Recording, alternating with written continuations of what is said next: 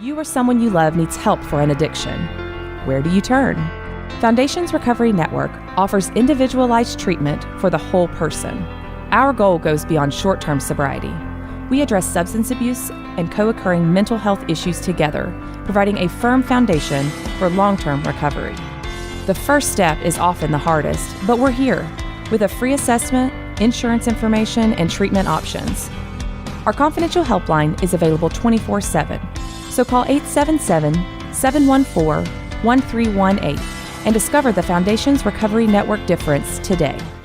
This is Rich Roll, and you're listening to Sober Guy Radio. Yo, what's up? Thank you for tuning in today. Thanks to Humans for bringing us in.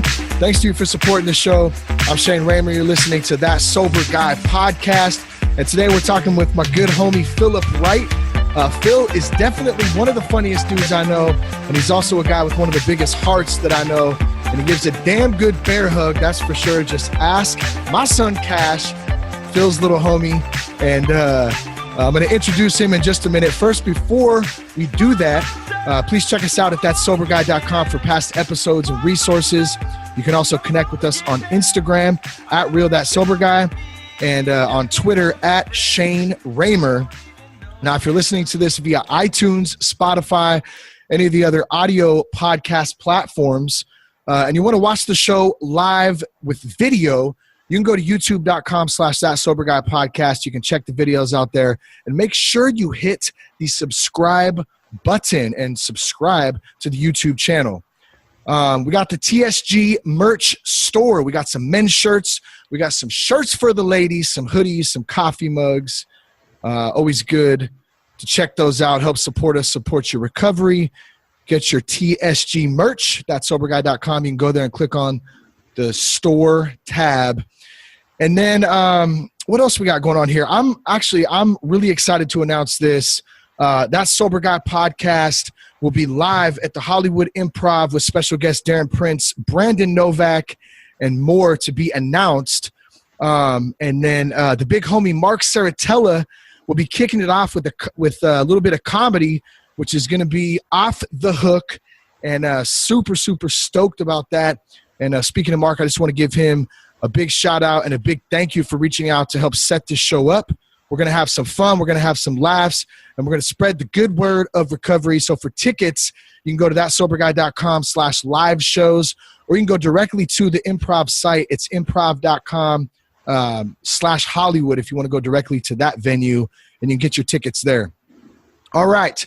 Phillip Wright, the man, the myth, the legend. I'm so pumped to have you on, my brother. What's up? Thank you, man. I'm excited. I'm stoked. Yeah, I didn't know I was the bear hug guy, but you know what? I'm down for bear hug. Dude, you give one of the best bear hugs between you, Seth, and then my homie Brandon Stump, who is the creator of the Ohio House, a bunch of sober living facilities down in Southern California. Great place down there. He is also known for the bear hug. So I think between the three of you guys, you got a good little contest, a good little setup of some massive, warm, welcoming bear hugs. So thank you for that. I know Cash appreciates it. Yeah. You know, I'm a hugger. I got it from my mama, and I just hug. I come in for the hug. Even though, like, you know, Christian people or even like sobriety, you know, that's funny. That's like one of the first things that people talk about. Like, you know, I'm not down with this hugging thing, and you know that you can hear. I think I heard someone last night in a meeting. It was talking about, man, when it was a testimony. He said, man, when you guys were hugging me, I couldn't stand it, but at the same time, it made him feel welcome, right? It made him feel loved, and so. That's not why I do it, but I do it. And when I hear that, I love it. You know, it's like, okay, that just keeps me going. I'm coming in for the hug. There's something about a hug. I didn't understand the hug either. My family was not regular huggers. I mean, I would definitely say we hugged, you know, we hugged on Christmas and Easter and, you know, when you see each other, but like, it wasn't ever like a normal thing. So when I went to Jess's family, dude, her family is big time huggers. So I got to give credit where credit's due. Jess really introduced me to the hug, and I got to agree. One of the best things, nothing like a good solid handshake too. You ever shake a hand and it's just like a wet, dead, cold fish and just go, those are the worst. Man, that's terrible, dude. Those are gnarly. Yeah. You just want to punch him in the face after that. What does that say about your manhood? If you have a I don't know. You know, You know, and you got to remember too, there's other cultures, dude. They don't shake hands like we do. That's a good point. And so, you know, you got to take that. That's something I've noticed. People that they're from other countries, they're not big shakers, you know. Yeah. They kiss you on the cheek, and they do hugs and stuff. But yeah, I like a good handshake too, you know. I think I'm getting though a little bit weird on like the germ phobia thing now too. Maybe it's coming with old age, where it's like you shake hands or whatever, and then I want to like wash my hands because I don't want to get sick or get some germs or anything like that too. I don't know. I think I'm just getting weird, Phil.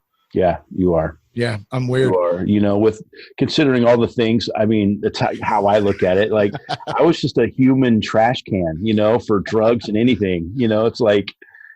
Yeah, now I'm worried about. I ain't got nothing on the needles that I used before. You know what I mean? So it's like, Yeah, dude. Then and bro, let me take a sip real quick. Yeah, 5 minute rule. 5 minute rule. You know, if it's on the ground longer than 5 minutes, it's okay. You'll survive. Bro, you have one of the, you know, and I've heard parts of your story, your testimony. I've heard a lot of great funny stories, which we're going to get into some of those tonight.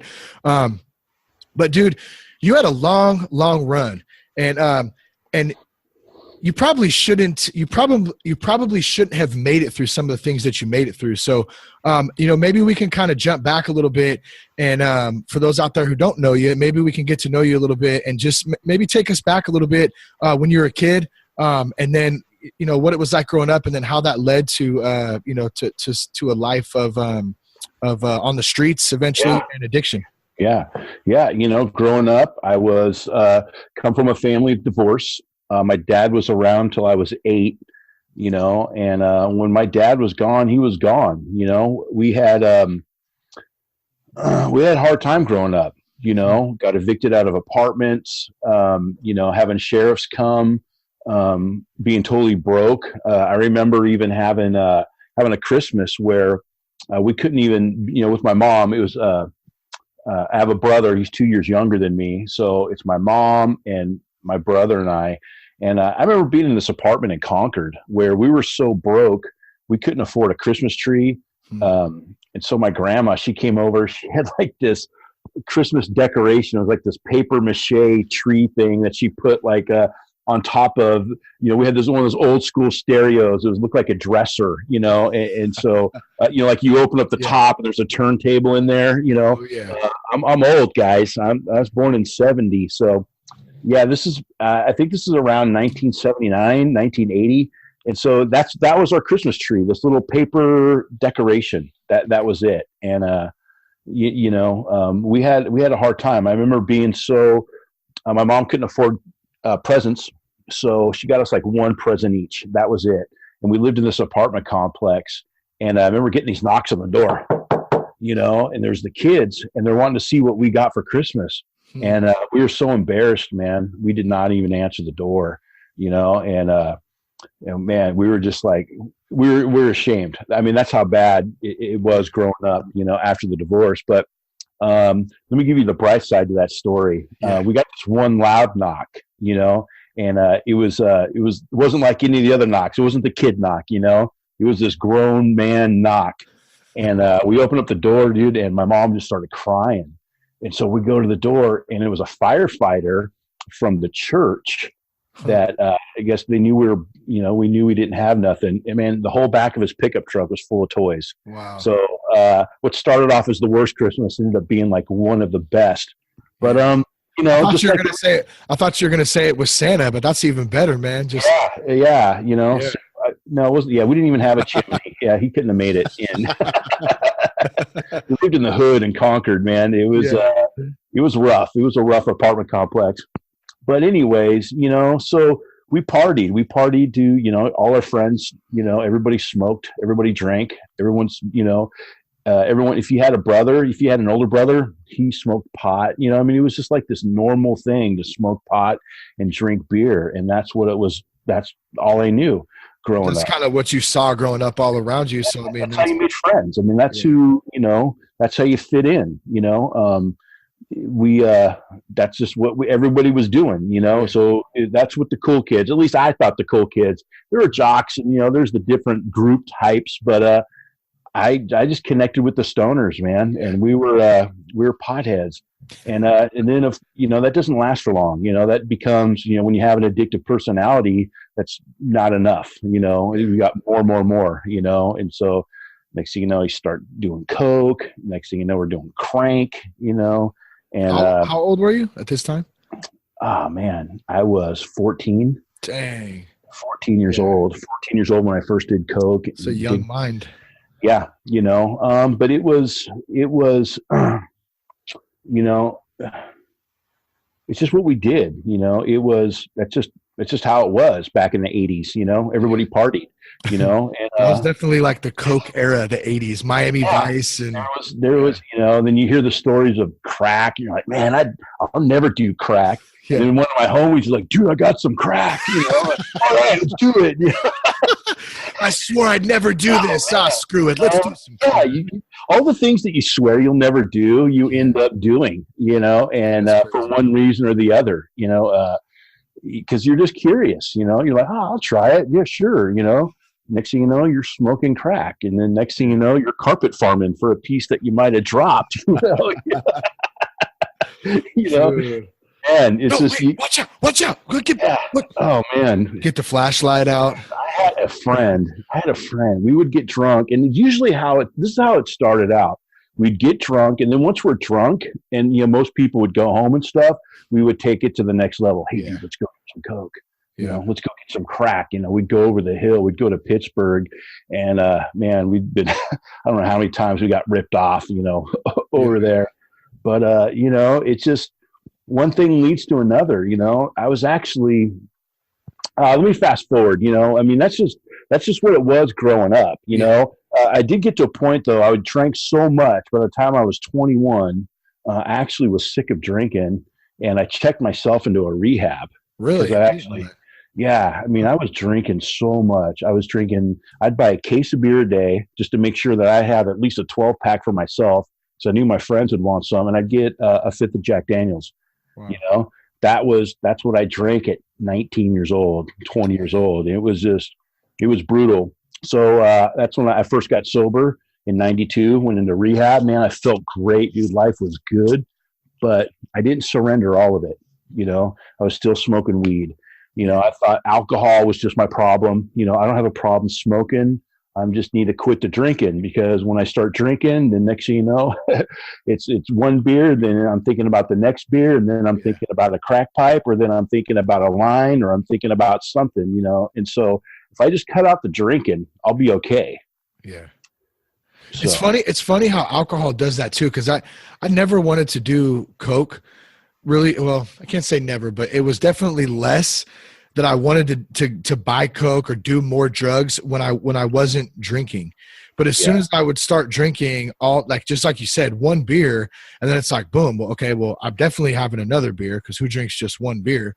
And then on top of that, now that little voice starts coming in, man, why don't you hit him up and go get a bag real quick, and it just escalates from there. Yeah, man. It does. Crazy. It does. And I wasn't a big crackhead, but that was just the kind of stupid stuff that we would do. Yeah. When we were drinking. So I stayed sober, man. I'm sober. I was sober for 4 years and 8 months. Actually, I talked about how my dad left early in my life. Well, he came back into my life, and so we actually had a relationship, and made amends and stuff. So at this time, I'm living in San Francisco. This is about 96, 97, because I'd been sober for 4 years and 8 months, and I relapsed on Father's Day, because I asked my dad, what do you want to do for Father's Day? He said, let's just go up the coast and eat some oysters and drink some beers. I'm like, sounds good. Let's do it. For some reason, I just thought that, I'd been sober long enough. Like maybe I wasn't really this alcoholic or this addict, plus it's like my dad too. And I want to connect, and let's just with my dad.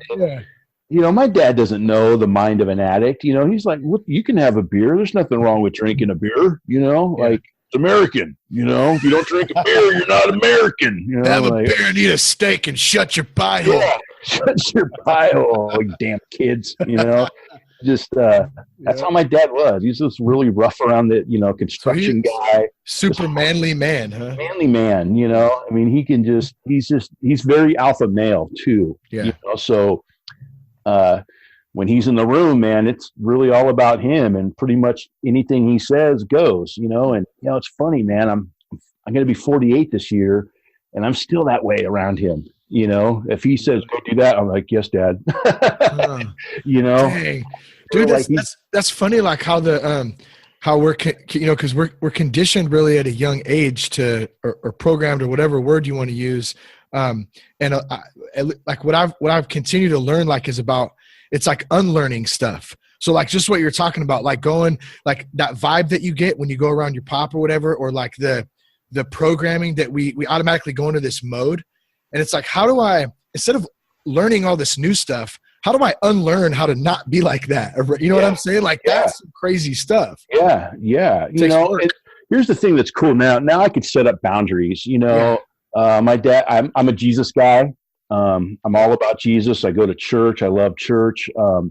In fact, the sobriety program that I'm a part of is Celebrate Recovery. It's a Christ-centered recovery. We have 12 steps. AA's got 12. It's all 12 steps and whatever works for you, right? But this is what works for me, man. I love it. This is the best life that I've ever lived. And there's one night where I was at my dad's. He was like bagging on Jesus. He was bagging on religion, and it's as hard as it was, for me to say, I was like, listen, dude, I don't want to go there. Let's not, I had to put up some boundaries and really, I didn't let him walk all over me, as before I would have, so, but it's still hard. You're still afraid of like, okay, is he going to kick my ass now that I just said, no, okay, we're good, but anyway, so I'm in San Francisco and I drink, dude. Once I had that beer, I had that beer up in Half Moon Bay. This is with your pop, and you guys go out to get oysters and celebrate. Yeah, on Father's Day in '96. I could not, dude. I drank one pint, and that was it, man. It just turned on. All I could think about was getting the hell out of my dad's car, getting home, and going into the liquor store across the street from my house. And that was the first thing I did. As soon as my dad dropped me off, I pretended like I went into my house, like looked. We're so stupid. I'm like looking, you make sure he goes around the corner like my dad's going to be watching me in his rearview mirror, But that's what our mind does, right? And so I wait for him to be gone, and then I go across the street, and how long had it been since you drank at that point? 4 years and 8 months. Dang, dude. And so one beer, and you automatically go right back to where you started. And I'm assuming, and you're going to continue on, but it probably got worse. Dude, it did. So I had a union job, had an apartment. I had a lot of, I had all the stuff that I was functioning, right? I was just smoking weed. But now once I started drinking, next thing you know, I started going to clubs in this city. Next thing you know, I'm doing ecstasy. Next thing you know, I'm doing the GHB stuff, the date rape drug. Man, I loved that stuff. Snorted heroin.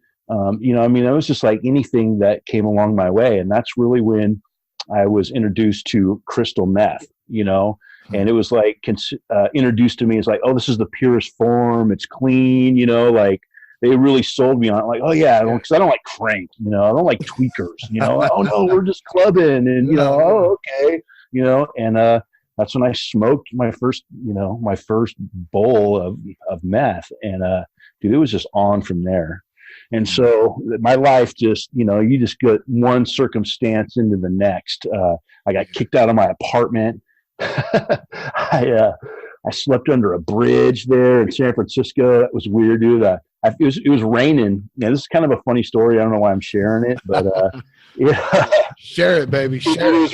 It was raining. I find this mattress, and I throw this mattress down, but it's like this skanky mattress, right? So I'm like, I can't sleep on this. So I go get cardboard, man, and I make like this cardboard bed, and I fall asleep. Well, when I wake up, dude, I'm like spooning this homeless lady. Are you kidding me, bro? I'm like, what the? Damn. I'm like, I didn't know what the, it's like, I don't even, like, I don't wake her up, right? I'm like sitting on the edge of this bed, like watching traffic go by, just going like, what's happening to my life right now? And she's like, she's all pissed off. She's like, get your ass back down here. I'm cold. I'm just like, dude, I ran. Damn, you ruined her spoon. Dang. Oh, man. Did you catch her name? No. It was, oh, wow. It's just crazy, man. All the situations and things you just find yourself in when you're using it, stuff that it's just like, how the hell, but yeah, dude. So, I mean, it just went from smoking. I mean, I was really, I was going to clubs, dude. I was really living, it was fun, man. I was selling it. I was getting it cheap.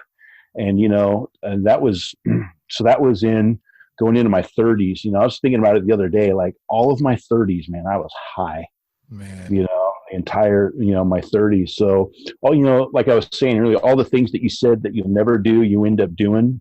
Yeah. So I went from smoking it to snorting it. And then eventually I ended up started to shoot it up, and that was. Did you think you had it under control, like all that whole time too? Is that the mentality is like, man, I got this, like I'm good. You know what I mean? Like, or I guess maybe waking up next to the homeless woman might've been that was and that was literally the beginning of the end, and it just spiraled from there. It just, I went from having an apartment and stuff in the city to having a roommate and then losing that and then sleeping on someone's couch. And then that's when my couch tour started. I was just sleeping on couches and doing stuff. I mean, my life was, I was just surviving, and that's what I did for a long time, man. I survived, I wasn't prospering. At no point did I ever think that I had it under control, because I knew I was out of control, but that's what, when you're in that meth addiction, when you're totally that addicted, you get to a point where you're not even getting high anymore. You're just surviving. I needed to be awake. I needed to function. I needed to be normal, so. When did you move into the lady's house? The lady, I can't remember her name now. Oh, Mrs. Copeland. Mrs. Copeland. Did you move into Mrs. Copeland's house around I moved this into time? her garage. Into her garage. Yeah, I moved into her garage. That was man. So this lady, man, she had 29 cats and 3 dogs. And man, I just it was my friend. He lived there. That was his mom. And man, he would steal her car at night. He would go dumpster diving, and he'd come back. He'd drop off the stuff, and there was it was a 3-car garage. It was at the end of a court, and I mean, it was tweaker central, and just the places that you find yourself in, and the things that you see and the things that you do, cutting the lawn with scissors at 4 o'clock in the morning, trying to help out, Mrs. Copeland, I'm mowing your lawn. Yeah. You mind chipping off $50 off the rent? Oh man, she never gave up a buck, but she put us to work, Yeah.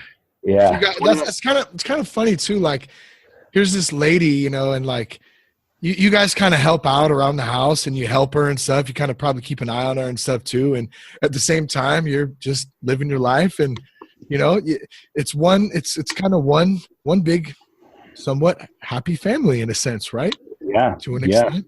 And 29 cats and 3 dogs. 3 dogs. It was an experience, man. It was how do you find these places? They just, and I'm sure that's not the only place that's like that, but that was oh, now I remember. It's all coming back to me. You know how I ended up there? I actually tried to get sober. Like I came to Vacaville, and I tried to live with my mom, but my mom knew that I was still using and still in a bad place. So she's like, yeah, Phillip, you can't stay here. My sister's going to graduate high school, and we just think it's best that I don't live there. Dude, I was so upset. Yeah. I'm just like, Mom, I'm trying to clean up.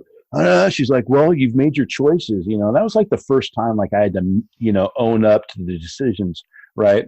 Facing the choices that I've made in life, and I was just like, oh yeah, well, I'm going to get more high, and I'm just going to do this. And, I think that's a good point real quick that you bring up is the justification that we can use in order to get high or to continue living that lifestyle. So I had a homie recently I talked with, and a couple things stood out to me when he was talking about how, you know, he would get in a fight with his lady or whatever, and then use that as an excuse to go out and get high. You know what I mean? So similar type of thing you're talking about. And that's a really, like, I know I did that for a long time until I kind of went, wait a minute, like, it ain't her, it's not him, it's not them, it's actually me. Like, wow, imagine that. Yeah. Anyways, let me, so 10 years later, dude, I find myself in Pittsburgh, and I'm living in the back of a motel. Actually, like 5 years. I lived in this hotel for 5 years in Pittsburgh. And that was, dude, I was a tweaker on a bicycle. Man, I had nothing, you know. My hustle was, you know, I had some software that would crack passwords, you know. So local dope dealers, man, you give me a stolen laptop, I'd crack the passwords for them. And then, you know, that was my hustle. I'd fix computers, you know, that was it. Smoke dope, fix computers, you know, tweak all night long doing it, you know. So that was what I had. And, dude, I just got to this point where it's like, dude, I can't live like this anymore. You know, I got to change. So I called my mom. If I would have called my mom and told her, hey, Mom, I'm on drugs, can I come live with you so I can get off them? She would have said, no way. You know, so I actually had to trick my mom. I'm like, hey, Mom, I got some laundry. Can I come up and do some laundry? Can you come pick me up? So, oh, okay. Yeah. When do you want me to pick you up? I'm just like, you know, I'm thinking in my mind, as soon as possible. I'm like, just pick me up tomorrow. You know, like, okay. And it's like, I knew then I was never going to do it, man. And it was like, dude, I snorted a couple of lines. I smoked a big old rock, man. I was going to make sure that I got as high as I can so it would last as long as it could, because I knew that I was never going to get high again. Damn. So I told my mom I was just going to do laundry, but really I had all my stuff, man. I had 2 baskets of clothes, you know, and it was just, you know, plus my other stuff was in there, you know. So it's like, hey, my mom's like, how much laundry do you have? I'm like, oh, it's been piling up for a little while, Mom, you know. And that was it. Then on the way to her house, I told her, listen, I'm on drugs and I need to get off drugs. I need to clean up, you know. She's like, okay, well, if you're going to stay, you're going to have to go to church. And this was on a Friday. So as soon as I got to my mom's, it's crazy, dude. I mean, I did enough stuff to keep me up for at least the weekend. But I got to my mom's, I passed out. Woke up. I woke up a couple times. She was praying over me. And then when I woke up in the morning, you know, just totally sober, totally normal, no come down, no, you know, I wasn't still high. I wasn't any of that, you know, and it was tripping me out. I'm like, why am I feeling like this? You know, I didn't know what was going on. Right. And so now it's Saturday. I'm like, okay, we're ready for church. I'm like, okay, let's go, you know. And, you know, when I walked into church, man, I felt a presence that I've never felt before, you know, and it made me shake. I was literally, my hands were shaking. I didn't know what was going on, you know, but at that moment, I knew that it was going to be my moment. I knew something was going to happen. I just wasn't sure what. Yeah. You know, and I don't even remember what the message was about, but I just remember at the end, you know, when Pastor Dave says, you know, if this is your moment, you know, everyone's head bowed, you know, if it's your moment, I want you to look up at me and you know, wave at me. And dude, I was like, me, you know, I was just like, oh man, it was just like such a weight lifted off of me, you know, like, it's unexplainable, man. It was just, I was just like, yeah. And they're like, okay, if you made that prayer, if you raised your hand, come down here in the front and everyone can go. Dude, I like ran down front, you know, and I remember this couple, they were Keith and Roselle Danielson. Yeah, they just spoke at CR recently. They did speak at CR, man. And they're all, hey, Phillip, what's going on? I'm like, ah! I couldn't even talk, dude, you know, like, how do we get, I raised my hand, you know, and they just like, okay, awesome. Welcome home, man. We feel like you just like dumped 20 years of like drug. Yeah, man, I was just like, I felt so free and just felt like, oh my God, I've never, you know, how come I've never felt this before, you know, because I grew up around church. You know, my mom's been going to church since I was a kid. Like I said, like the firefighter, he was from our church. Dude, I hated church. To me, being a Christian was, they're hypocrites. They just want your money, a bunch of legalism, a bunch of, just do's and don'ts. Hell's hot and it's getting hotter, and if you don't repent, well, you're gonna burn in hell, and memorize your scriptures, none of all this stuff. I'm gonna have to wear khaki pants and a button-up shirt. I'm gonna go have to knock on doors and a little short tie. Bibles. Excuse me, brother, have you heard the good word? Like, man. And that was my vision of church. I think that's a common perspective too for a lot of people. Unfortunately, there's a bit of a stigma to it, and I think that's the difference between religion and having a relationship with God. Yeah, it is. Like the Catholic Church, you go to the Catholic,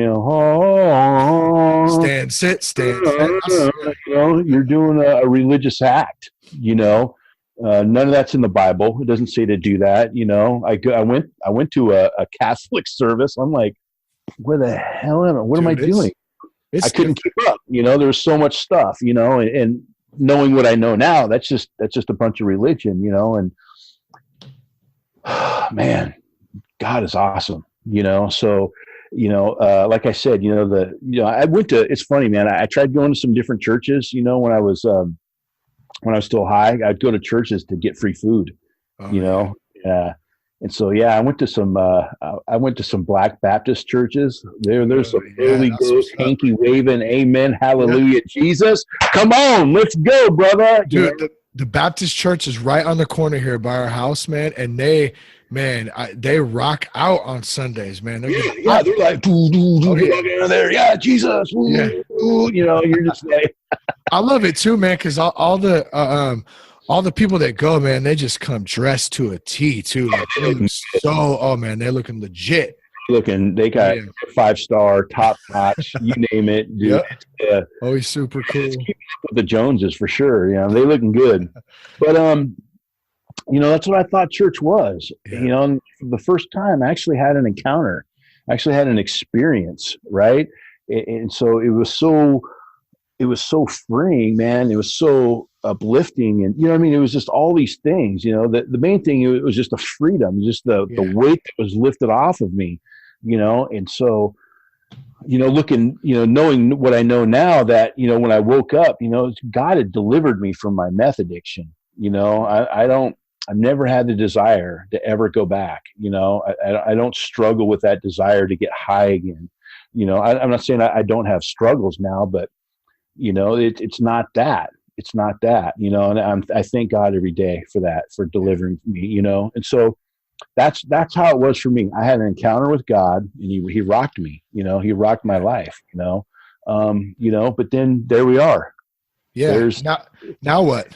Now what? So I had this awesome experience, and now I'm not doing drugs. I think I just picked my nose on. That's cool, I pick my nose on here all the time, bro. Join the club. So good, You'd be like, man, dude. Okay, I'm gonna interrupt really fast here, dude. I've been finding boogers all around the house, bro. I've been finding them on the carpet. I've been finding them on the walls. I even found 3 boogers, one bloody booger, lined up on the passenger side armrest in the car. And I said, what is this, dude? And this dude just picking his nose and just wiping him everywhere like it's a contest or something, man. Yeah. I said, bro, I go, you're gonna pick your nose, because I'll catch him picking his nose now. I go, you're gonna pick your nose. You either eat it or go get a tissue, please. Okay, you need to do one, but please don't wipe it all over the house, dude. Yeah. What it's like to be 4, right? Just wipe my boogers everywhere.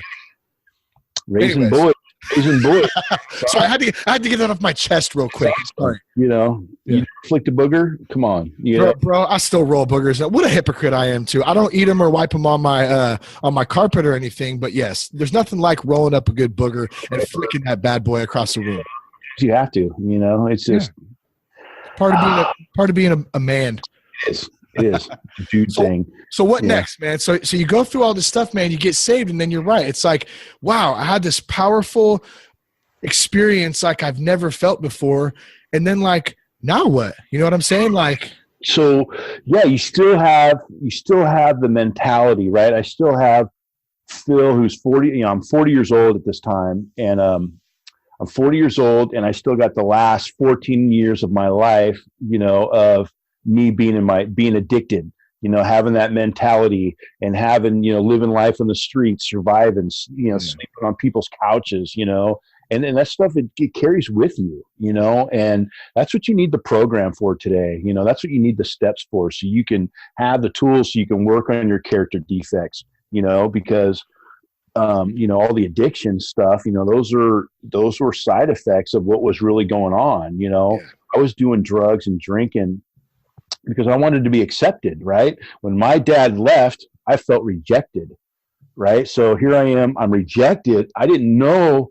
I mean, I knew my dad left, I never thought it was my fault, but the rejection was so strong on me. Like, I didn't think that I can be normal. I didn't think that I can have friends. So I thought that I had to do these things for friends. If I smoke weed, if I drink beer and barf it up, everyone loves me. I'm the guy, drink the beer as fast as you can, smoke as much weed as you can. And, I did that all for acceptance, right? Yeah. The cool kids, and nobody accepts you more than anybody than an addict, right? Misery loves company. That's why it's so easy to fit in with a bunch of drunks, with the stoners, So that's what I did. Did you ever do a strikeout? What's a strikeout? It's where you, let's see, you take a bong rip, and then you shotgun a beer, and then take a shot, and then blow the smoke out. Strikeout. We didn't call it that, though. It may have had a different name, but I just pictured you rocking one of those. Rails, man. We did. We drank, dude. I remember eating dope, man. We'd, it's like I put it in a tissue called tissue bombs. You put it in the tissue and you eat it, and I forgot that I ate it, man. I was wondering. Yeah. Oh, wow. All right. Good. How's it going? Hey, good. Right. Have a nice day. Yes, sir. Hello. Hey, I'm like, all right, feels so good. Oh, yeah. I got 4 ounce of crank in my mouth. But anyways, so here we are. That is so crazy, bro. Just, the mentality, right? Yeah. You just do stuff. So, yeah. So, dude, so now I'm living in my mom's house, and, the one thing I'm still smoking cigarettes. Man, I love smoking. Filters, non-filters, hundreds, shorts, menthol, non-menthol. It didn't matter what it was. In fact, my favorite cigarettes were OPs. Other people's. They taste the best. Your smokes will taste much better than mine every time. Oh yeah. So I love smoking, man. And so, I don't know if I've ever told you the story or not, but so my mom, she lived 2 doors down from Pastor Dave, right? And so I'm outside smoking.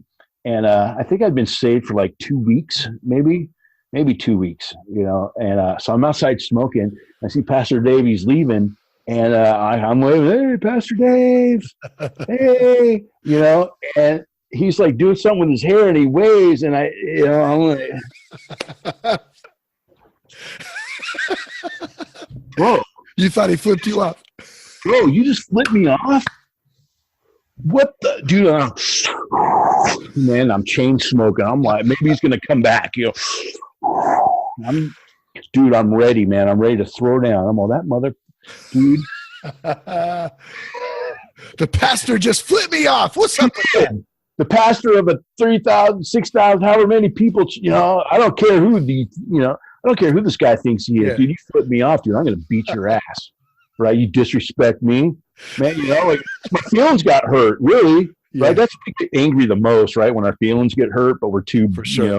We're too tough to admit that we have feelings. But we're all broke and soft inside, really deep down.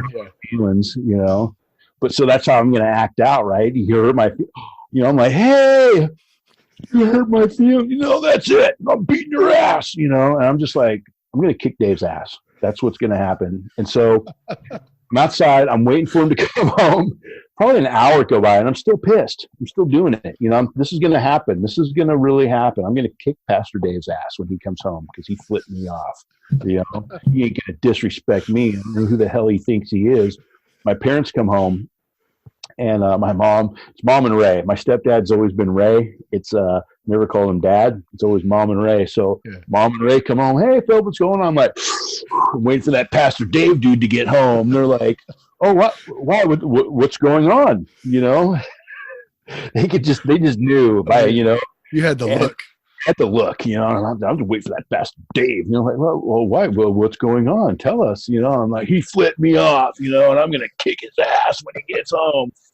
And they're like, whoa, Phillip, come in the house. Come in the house. You know, I'm like, no, I'm waiting for him. I don't want to miss him, you know. Like, come in the house, you know. They're like, and Ray's like, Phillip, he's the pastor of a church. He's a pastor. I don't think he flipped you off. It's not the kind of guy he is. I'm like, you know, I'm like, I know what I saw. He flipped me off, you know. Just like, oh, yeah. And I believed it, you know. I was believing it, you know. I just had this, you know, I don't care what you say. I'm going to kick his ass anyways, you know. And I'm just, oh, man. I just look at you, such an idiot, man. It's just such a retard, you know. But that was where my mind was at, right? About respect, and don't disrespect me. And, you know, you got to fight for what you have. And, you know, that's just, oh, man, it's horrible. It's funny because you think that's like at the time that like we kind of talked earlier about like the mentality thing. Like at the time you think that is like that you're a mature man, like you're being manly or whatever. But at the same time, it's the complete opposite. It's such like an immature way of thinking and like totally insecure and not strong and broken. And that's a shit. Has Pastor Dave heard this story, by the way? I did tell him the story. Oh, I would have loved to hear his. Dude, he laughed so hard. He goes, that would have been fun. You know, and of course, you know, Dave's tough. He's like, you know, you would have died trying. You know that, right? I love it. On my side. I'm like, okay. Actually, so living next door to him, I actually developed a really good relationship with him. I needed cigarette money. So I see he had some weeds in front of his house, right? They had like rocks or whatever. And so I go there, I start pulling weeds. I'm like, I know if I pull, you know, if I do some yard work, they're going to give me some cigarette money, you know. So I pull some yards, I knock on the door. I'm like, hey, just pull all the weeds in yards. Can I get some, you know, some cigarette money? You know, like I thought that was a cool thing to do, you know, like it's a brilliant idea, you know. Yeah. And so Pastor Don was like, sure, here, you know, we got some more weeds in the back if you want to give those a shot, you know. So I go in the backyard, dude, and the weeds are like as tall as I am. You know, I'm 6'1", you know, the weeds are up to here. I'm like, okay. Yeah. So I go, I buy me a pack of cigarettes. I grab my stepdad's weed whacker, and I'm in Dave's backyard, just whacking away, dude. It's just, I don't know. To buy you a carton of cigarettes, huh? 110 degrees out, dude. I'm out there just, so I'm like, I'm taking a break. I'm smoking, and Dave comes home, and he's like, who the hell is in my backyard? Yeah. You know, and he saw it was me. He's all, Phil. He's like, what are you doing? I'm cutting your weeds, dude. He's like, so I actually ended up getting a nickname from him. He called me Phil the Weed Man. Phil the Weed Man. You know, and it's funny because he even said in church, you know, we call him Phil Weed Man, not because he gets the good stuff, but because he mowed a bunch of weeds in my backyard. Yeah. But it's just cool, man, how God puts people in your life, you know. You know, Dave wouldn't have picked me out of a brochure like, hey, I want this guy to be my friend. You know, we just ended up becoming friends. You know, he gave me rights to church. And, you know, one of the cool things, man, when you're, you know, it's hard starting your life over when you're 40, right? You know, one of the things is, you know, dude, I didn't have a job. I didn't have a bank account. I didn't have a car. Didn't have a driver's license. I mean, I didn't have nothing. I had nothing. I just had that basket of clothes, you know, and so I had this radical experience with God. And man, I'm looking for work. I can't find any work anywhere. But the church was hiring a janitor, so I got a job at the church as a janitor.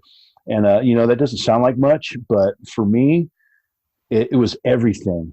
It was everything because, you know, they gave me keys. I called it. They gave me keys to the kingdom. You know, so I had keys to all the church vehicles, the entire church. You know, I took care of the church. Man, it was like the first time I was trusted again. You know, it's like, man, I'm being, you know, they trust me, you know. At first I'm thinking like, don't they know who I am? You know, like if they only knew. Dude, I could rip off everything here, you know, and sell it. But, you know, I didn't, you know, I mean, that's not, because I knew that this time was different. I knew that I had the experience. And, you know, as God, it's funny, man, is you don't realize how much you lose in an addiction till God starts restoring it. Like I lost things that I didn't even know that I lost, you know, like integrity. I didn't know I didn't have any integrity till I got it back. I'm like, shoot, I can't even spell integrity. But I'm trusted again. They gave me, next thing you know, I'm leading small groups. I'm getting, I got involved with sober recovery, just all the things, man. It was cool. I was doing Adopt a Block. I was a block leader. I was driving the vans around. God restored all these things in my life, and it all started off with a simple job as being a janitor. Yeah. Well, I think, you bring up a really good thing of service right there, the service work. No matter what program anyone is in, generally it comes back to service work and, doing things for other people, helping other people. Like you said, showing up, being there, small groups, CR, whatever it is, you're showing up and you're giving back and you're feeling like you have a purpose, like you're contributing, and it helps it helps to build back up that self-esteem. And so one thing too, it doesn't happen overnight. Like, we're still going through this, I don't want to say struggle, but some days are a struggle. We all go through things that some days are better than others, man. And it's constant work. You know what I'm saying? And I want to say too, man, you're such a good leader, bro, at CR. Like I didn't mention this earlier, but you lead, we're in a step study group right now. We just met earlier tonight, actually, before we recorded this. And, you and Bill, two great leaders in the group, and you've continued to do that and continue to serve and give back to these other men out there who are coming in broken and watching them grow and be built up. And so I just want to say thank you for that, number one. And it's just really awesome to be a part of it, dude. So thank you again. Glad to have you there. Yeah. See, here's what happened to me, man. So like Pastor Dave, the church, God, somebody believed in me, and so I've never had anybody believe in me before. I've never had anybody trust me before. And so I've learned, I learned early in my recovery that, God doesn't show up in a limousine, roll up the window. Hey, come on, man, it's your turn. Oh yeah. He doesn't show up that way. He uses people who are being obedient. They hear his voice, like when we're feeding homeless people, when we're being the hands and feet of Jesus, when we're serving, when we're welcoming, you never know what your smile is going to do for somebody that's walking through those doors at the first time. Right. And sometimes that's the hardest thing to do, is just to walk in the doors, and they have to build up courage. I've heard story after story of how people sat in the parking lot and drove away. They had to build up the courage to come inside.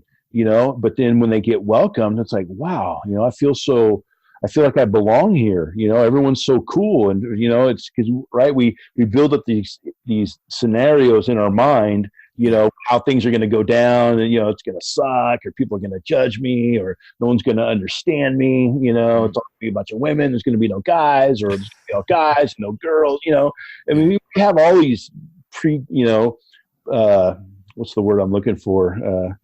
Just these assumptions of what things are going to be like, right? And they're not. So when I had that opportunity to greet, to lead, to pray for somebody, bro, I couldn't pray for dinner when I got here. I couldn't. I was like, God, Phillip, can you pray? I'm like, yeah, God is good. God is, what do you say? We all eat, That was it.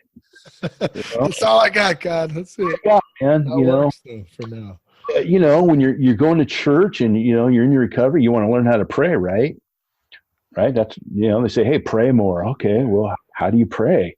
I don't know, you start listening to other people pray, it's like, okay. And that's what somebody told me, man. This guy, Gary King, he's like, yeah, man, it's like a salad bar, dude. Just pick what you want and leave the rest. You hear what that guy's got, you get a few buzzwords or whatever that you can relate to. Right? You don't want to just be making up words, but you want something that really speaks to your heart, and your prayer. But here's the cool thing about prayer. It's the power is not in the prayer. The power is in the one who hears it. Right? Yeah. Amen. Can I get an amen? Let me get an amen. I love it. Amen to that. So God knows our heart, and so it's, he's not, oh man, I just thought of a scripture and I just lost it. But, it's God knows our heart. He's going to, God will give us the desires of our heart, and we're to pray for everything, and so it just takes time, man. It just takes time. Keep coming back, they say, keep coming back, and that's what I did. I just kept showing up, dude, when the doors were open. Yeah. Every time. I didn't care what kind of meeting it was. I would go to it. If there's something I could serve, I was ushering, and man, that was fun. That was a trip, collecting offering, and I'm like, dang, they're trusting me with all this, I remember telling the lead usher, I'm like, I was in jail, I look back at some of the stories I used to tell these Christians, man. I'm surprised they even let me do anything in this in this church. But that's what's cool. When we're talking about the preconceived notions of church and how we thought it was, dude, it's nothing like that, man. Church is actually fun. I find too, there's a lot of assumptions about it. And a lot of the time, if I've asked people, well, have you ever been? Well, no. Well, how do you know, like, well, someone told me. Well, it's like, well, okay, why don't you maybe go try it out? You know what I'm saying? And see what you think yourself. I think that's a good approach. For me, it is the best choice that I've ever made. Yeah. The best. Not once have I ever regretted going to church. Not one moment, not one instant, not one circumstance. Even when people, piss you off and step on, because here's the thing, when you're leading and you're a part of ministry, or when you're just attending, people are people. We do it for the people, but the thing that makes it suck are the people, because there's some weird people. Not everybody's all good and awesome. And, we got some jacked up people in our church. We got some jacked up people in our program. We're jacked up out there, and we come in here, we're just as jacked up, and well, I think that's such a good thing though too, because I think that's what keeps a lot of people out is not giving it a chance, because thinking that, man, the people that are in church or in, whatever it is, whatever religion, whatever, it doesn't really matter, but like whatever it is, they're perfect. They got all their stuff together. They think that they're better. They think it's like, no, you're missing the point. It's the complete opposite. Like, we're all jacked up, and that's why we're all coming here, is because we're trying to work on self and get better and learn, you know what I'm saying? And build that relationship with God. And it took me a while to really grasp that concept. And once I kind of put my guard down and said, okay, wait a minute, it's not like that. Like, I'm jacked up and I'm still working on things, and I'm going to continue to do that. That's why I keep showing up, Yeah. Yeah. They don't care. I mean, the pastors have tattoos. Yeah. It doesn't, lead pastor Dave, he had an addiction, he was jacked up on drugs. Everybody. Yeah. And that's what's really cool about this church, man. I don't feel any judgment. I don't see people judging other people, it's just everyone, they just want to see you succeed. So Phil, what do you say to somebody who has an issue with church? Or what would you say, or what have you said, or like, what's your take on that? Obviously, if we're just speaking of the recovery community in general, so whether it's CR or AA or NA, I'm just thinking as a whole group, just the recovery community, there's a lot of stigma behind God, behind church, behind religion, all that stuff. And I'm not saying one is right, one is wrong. Different things work for different people. I don't really care what you do. I know what I do works for me, and that's what I'm saying. And for you, I'm sure the same thing. But like, what's your take on somebody who is really anti-God? Because I get those emails sometimes too. Well, I don't like when you talk about God so much. Well, it's like, I'm not throwing it on you. I'm not telling you how you should do or what you shouldn't do or how you should live your life. I'm just sharing what worked for me. Do you ever experience that with someone coming into a program or in recovery, like where it's super anti-God, and like, what is your take on that? I know it's kind of a crazy question, but yeah. Well, I mean, I think it's real. I think people that are anti-God are people that haven't had an experience with God, or maybe a bad experience. Some traumatic happened. Why was I molested? Why did this happen? Why did my mom die? My mom died, my mom just died recently in July, and she was at my house the night before. We were watching TV. The next day she calls me. She thought she had food poisoning. The next phone call I got, 2 hours later, she was getting taken away in an ambulance. 4 hours later, she died. Why did my mom have to die?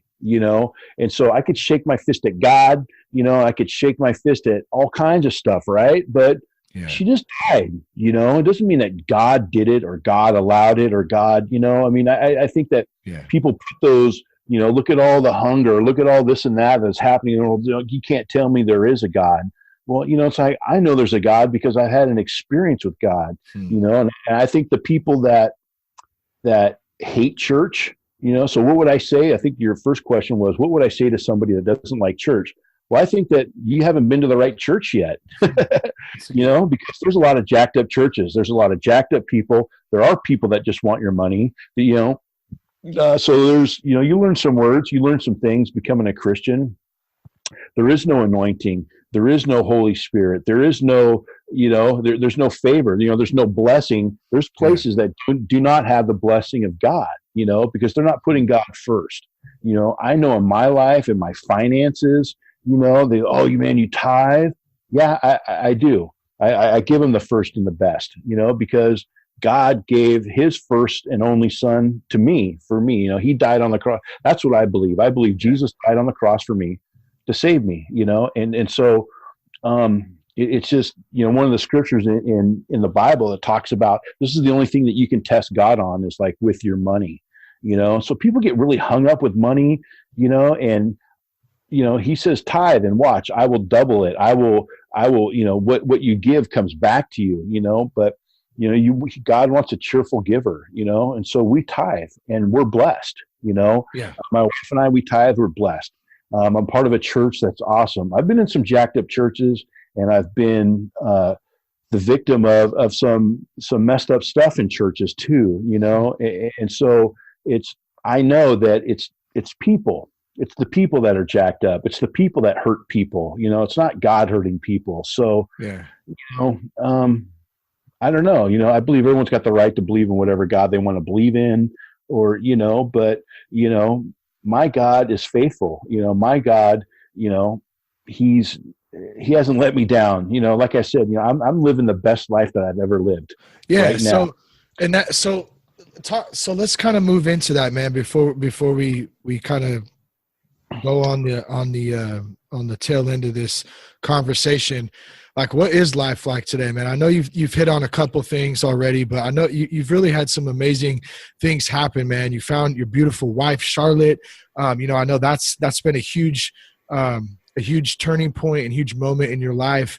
And some other things have happened with work and with leadership and leading other men and that stuff. So, I mean, what's life like today, Phil? Dude. So like I said, man, I've got into sober recovery.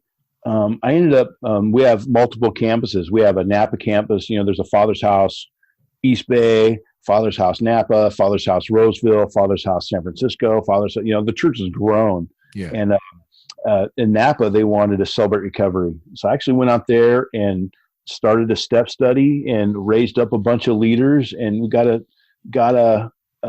we have a CR out there now, and it's running strong. There's 50 to 75 people on every Monday night, and it's just, I never thought that I could do anything like that. And here I am, I go out and I started a ministry and raised up some people and left it out. It's, when I walked in these doors, I couldn't look at anybody in the eye, and, now people look up to me, it's a trip, it blows my mind to think that I would have never thought, if you would have told me the things that I'm doing now, I wouldn't have believed you at all, So yeah, I met my wife here in church.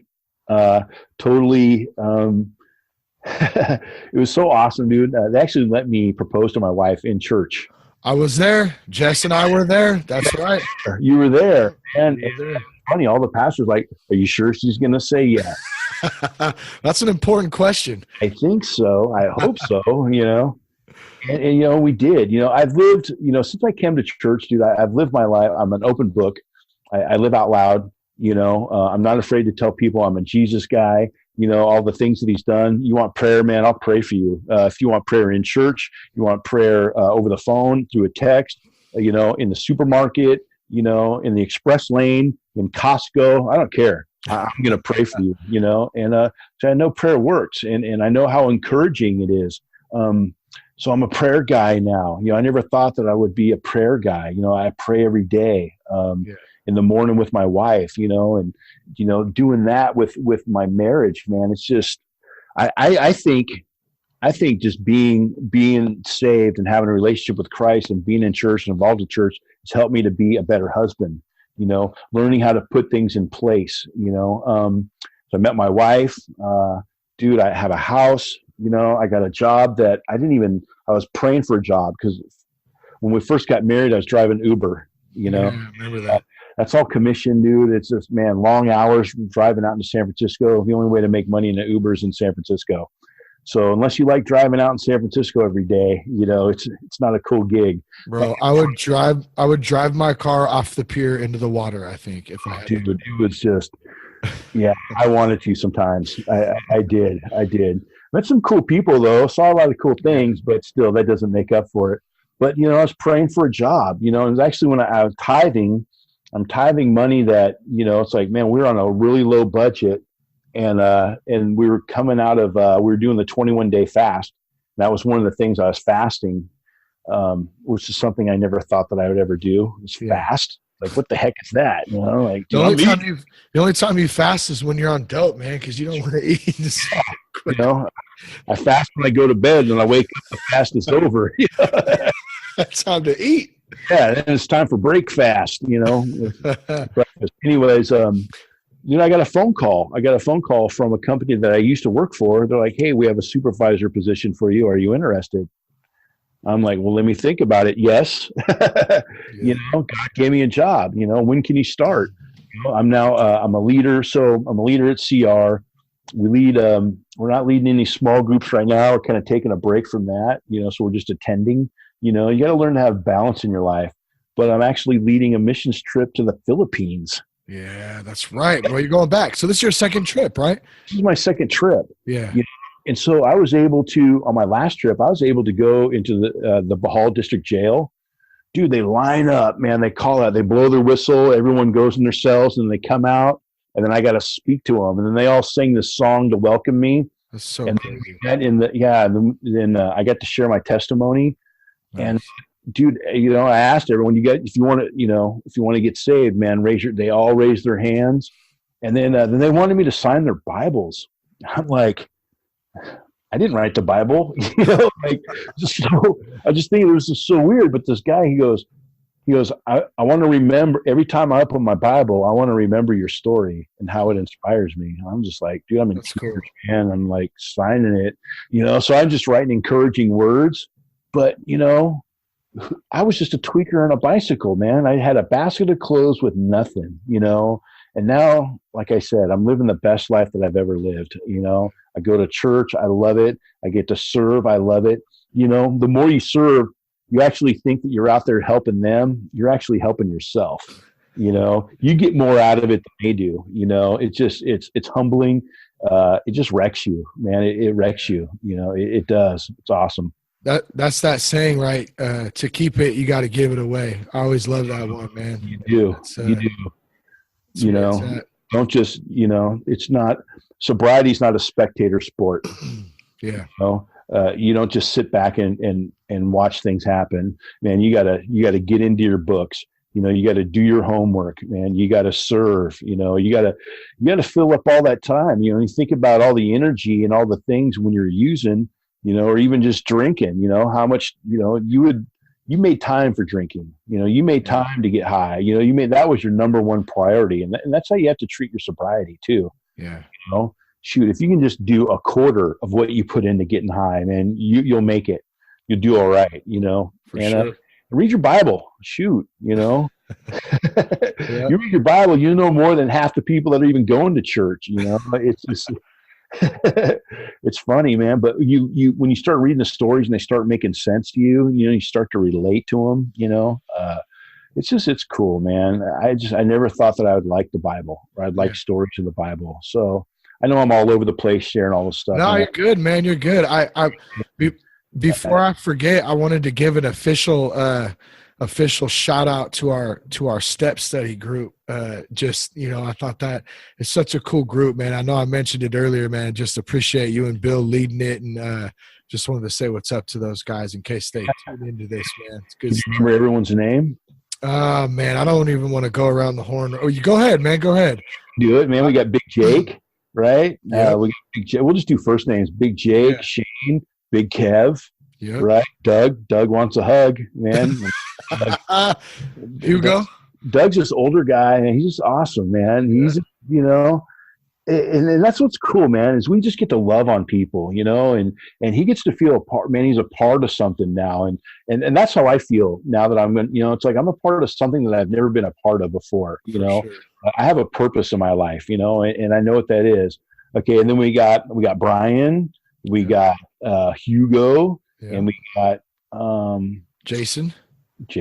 Oh yeah, Jason's good. He's a good dude. He's Joe. Seeing him change. Yeah, Joe. Remember, I didn't think Joe would last the first week. Yeah. You know? And he's still making it. He's still going, you know, and that's the thing, man. You can't judge a book by its cover, you know.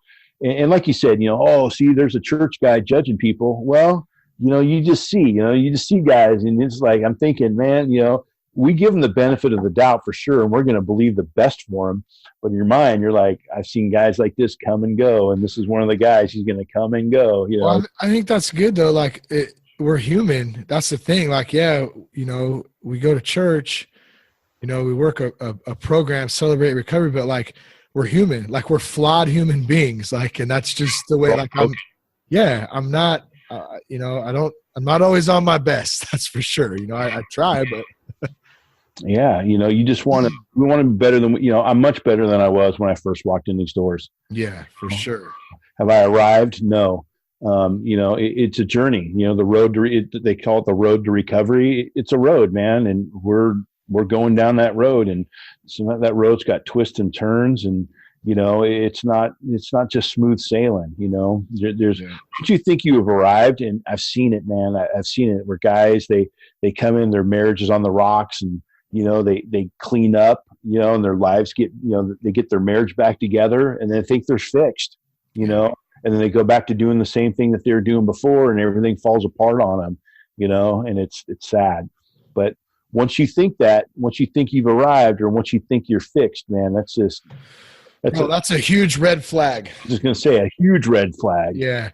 Cause I know it's like, as soon as I think, like, it's happened a couple of times, like where I'm like, oh man, I got this. I'm cool. And thank God I didn't go back to drinking or doing drugs or anything again. But like my attitude, they say that too. Like the relapse happens way before you take your first drink or whatever, you know? And so I've been on that path a couple times, like thinking, I'm good. And then it's like, no, all that stuff starts coming up, man. So you got to be vigilant. Who else? Did we forget anybody else? We said Kevin. Did we say Kevin? Bill? Paul. Gotta love some Paul. Yeah, I just think of Paul. He's like the Marlboro Man. He's got what I gotta have. I want to have Paul do some voiceovers actually for that man. Oh yeah, that's a manly, raspy voice right there for sure. Baritone. Yeah. That's pretty good. Yeah, that's good stuff, man. It is. It's awesome group, man, and. Thanks for letting me share tonight. I mean, I'm sorry I'm all over the place. Oh, dude, you did great, bro. Did great. You know, my message is, you know, it's God is good. You know, my life is good. You know, even though, like I said, I lost my mom. You know, my mom prayed me in. You know, I wouldn't be the man I am today without my mom. You know, and so that was one of the other things I forgot to mention too. Like, had I been using still when my mom passed, you know, I wouldn't have been there for my mom. I wouldn't have been there. You know, my mom went through another divorce over the last 4 years of her life. Right. She was single again, you know, so I was actually, you know, my mom was somebody who I was able to go to when I needed things and I needed help. Right. I needed counseling. Well, at this stage of my mom's life, I was able to be there for her. You know, she was able to lean on me. I was able to give back to her, you know, and if I wasn't sober, you know, I wouldn't have been that. Yeah. You know, so I'm thankful for that time. You know, I'm thankful for that. And then when she passed, bro, I've never the love and the generosity of people is so overwhelming. You know, on Facebook, story after story after story after story of of how my mom, not just people saying, hey, sorry for your loss, but actually saying like when they met my mom, what circumstance they were going through, how my mom prayed over that, and how they got through the other side, and how my mom encouraged them, right? And so that's like a legacy for me. Like, you know what? I'm going to believe in people. That's what my mom did. She hung out in Starbucks, and they actually made this memorial for her in Starbucks. She sat in this one chair every day. She drank her tea, and she would pray for people that wanted prayer. She talked to people. I mean, everybody knew who she was. And, people started putting up all these letters of, we're going to miss you, Mom. My mom loved owls. They put an owl picture there. They just totally memorialized the whole corner of Starbucks for like a week. I remember seeing the picture. It was amazing. It was amazing, and just the love of people, the generosity. Like if I walked in that Starbucks, I can't pay for a drink. Everybody's buying my drink there because of how much my mom meant to them. People brought food to my house for 2 weeks, lunch and dinner every day for 2 weeks. I had to tell them to stop. I started feeling weird. Like I feel like I'm taking advantage of them. Like, no, it's cool. Do you want some money? No, I'm okay. Really, but I'll take some lasagna next Monday if you'd like, and don't forget the garlic bread. Right? Awesome. Dude, we had everything. It was leftovers for days. But that's the church family, right? That's the body of Christ. Those are the people that, these people, they love on you. They're there for you. They got your back, and it's just, man, I don't know what to say. I love it, dude. No, I love it, man. I'm so happy, man, that you came on tonight. And I know it's late. We're both tired. We both had long days, but I'm glad that we decided to jump on and have the conversation tonight. I appreciate you, man. It's really been great to get to know you a bit more. Our wives are friends now, and they're working together a little bit in their own step study. It's been really, really cool, man. And I hope to watch our friendship and stuff continue to grow, and recovery and personal stuff and all that, man. If anybody I don't know, it's up to you if you wanted to do this too. If anybody wanted to reach out to you, did you want to drop an email address, a Instagram handle or Twitter handle? I don't know. Yeah, my email is philipw2011@gmail. I don't know if you can post it. It's Philip with two L's. But that's when I got sober. That's when my life changed, was 2011. So philipw2011@gmail. And then I'm on Facebook, Phillip Wright. My Instagram is _Philip_W. Yeah. Or they can reach out to you and I'm open for any questions, feedback. You can tell me how much you think God sucks. I'll take it all. Hey, you never know. We get some crazy shit sometimes. You have a voice and opinion, man. If you want to share it with me, I'm willing to listen to it. I love it. Yeah, and that's just where I'm at today. It's just like, it's not my way or the highway, and that narrow-minded mentality of if you're not doing what I'm doing, well then F you, and I'm gonna that's not people don't react to that attitude very well, No, but people get so aggressive with their opinions and things. It's just it's funny. It's awesome. People do, man. Yeah, that's for sure. Yeah. Well, good stuff, man. Much love, brother. I appreciate you. Thank you again. Check us out at thatsoberguy.com. You can go there for resources. You got past podcast episodes. If you want to buy tickets for any live shows coming up, you can go there and do that too. Connect with us on Instagram at @realthatsoberguy and at Shane Raymer on Twitter. Much love. I love you guys. Thank you for tuning in. Thanks for all the support. Peace, love, and respect, and keep your blood clean.